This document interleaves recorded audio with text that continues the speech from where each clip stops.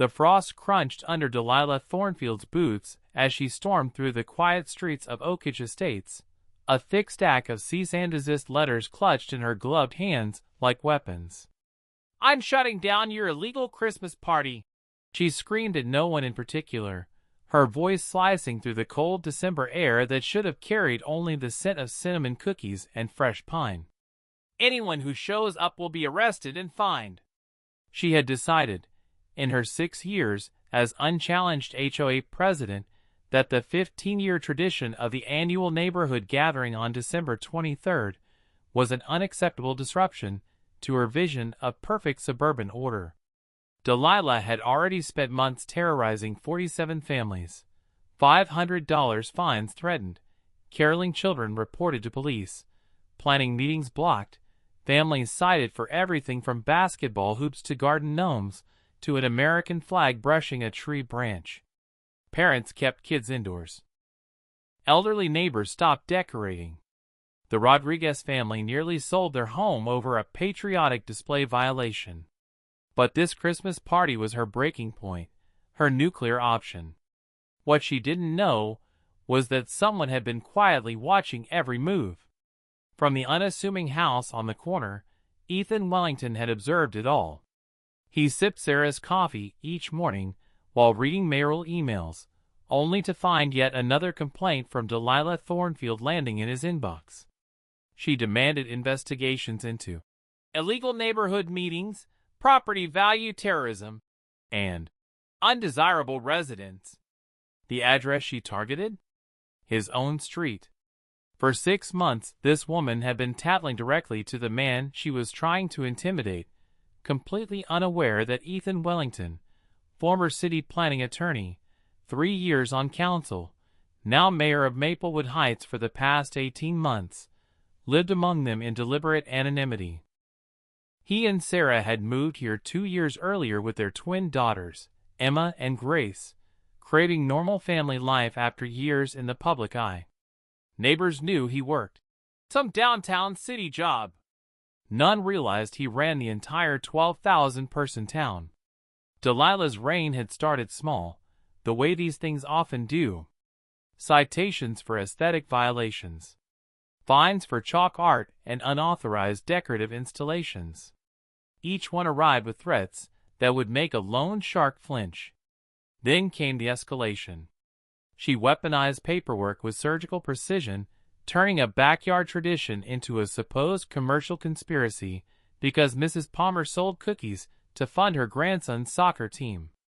Her real target was any gathering that built bonds instead of keeping families isolated and controllable. 3 nights before the party, 47 families crowded into Joe Kowalski's garage, the smell of sawdust and motor oil thick in the air as they passed around her latest threats. Parents shared stories of fear. Oversized wreaths fined at $500, outdoor toys reported to child services, veterans cited for improper flag display. Rage burned in Ethan's throat.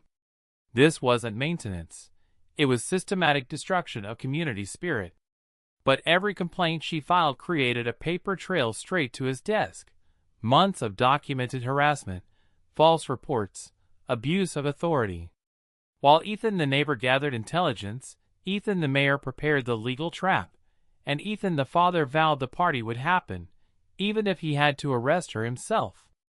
The next morning certified letters arrived in every mailbox. Same day, same terror. Cease and desist, $500 daily fines, threats of property liens, claims of connections to city officials who would enforce her demands. She was invoking his own authority without knowing it. That evening, while Sarah's chili bubbled on the stove, Ethan dug into the HOA's legal foundation and discovered the fatal flaw. Their state business license had expired over 2 years earlier. Every fine, every citation, every threat was legally worthless. He filed an anonymous complaint with the state attorney general, then, at 2 a.m., slipped highlighted copies of incorporation requirements into every neighbor's mailbox. No signature, just public information about how HOAs actually function under the law. By morning, the irony landed like a certified mail bomb. A state investigation notice arrived at Delilah's door the same day neighbors found their legal ammunition. He watched from the kitchen window as color drained from her face. She called an emergency board meeting in panic. Meanwhile, the community woke up. Mrs. Patterson, 73-year-old retired teacher, started a legal research group in her living room. Veterans organized documentation teams. Every interaction with Delilah would be recorded, witnessed, filed. When his 8-year-old daughters came home asking why Christmas felt scary this year, Ethan's resolve hardened. Kids shouldn't fear their own neighborhood. Delilah's desperation grew. She hired an attorney without board approval, threatened foreclosure on 3 properties, installed obvious surveillance cameras aimed at the Kowalskis. Families gathered anyway, singing carols in the crisp air while she watched through binoculars like they were organized crime. Then came double billing. Municipal records showed the city already provided street lighting, snow removal, maintenance, services Delilah had charged residents extra for years. Roughly $15,000 in systematic theft, plus likely kickbacks.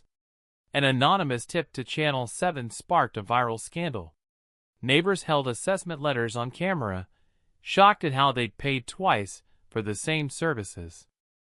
Delilah hired a private investigator who stalked families, photographed children at bus stops. When he targeted Ethan's daughters, rage tasted metallic in his mouth. She tried to bribe a building inspector, Ethan's own employee, who recorded every word. She called employers, claiming employees were part of neighborhood terrorism. She threatened grandparents with elder abuse investigations for letting kids visit. Each move built more evidence: mail fraud, wire fraud, civil rights violations, child endangerment. Mrs. Patterson unearthed the 1987 founding charter in her late husband's files. It was brutally clear: no unilateral fines, no major changes without majority board approval, and 75% resident consent. Delilah had operated as a dictator for 6 years. Worse, she'd secretly mortgaged community property, playground, clubhouse, to fund her war, $47,000 in hidden debt without consent. Her endgame: bankrupt the HOA, blame residents, buy foreclosed assets cheap. Ethan made calls to the FBI, IRS, postal inspector. Agencies showed intense interest in the fraud web. He coordinated with the city attorney. Dissolution papers, state fraud charges, federal conspiracy documents, all timed for December 23rd, 4 p.m., at the Kowalski backyard. Delilah's final moves were unhinged.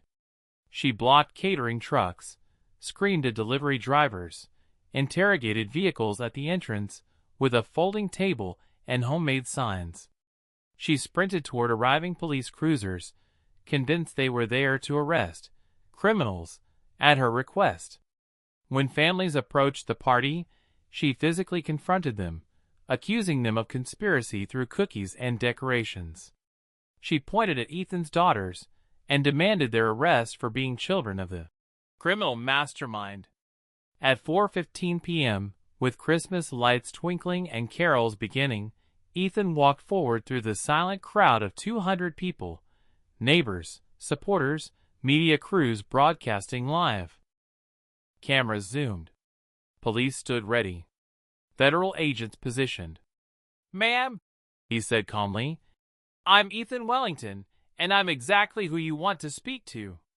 Confusion. Disbelief. Horror. "I am the mayor of Maplewood Heights.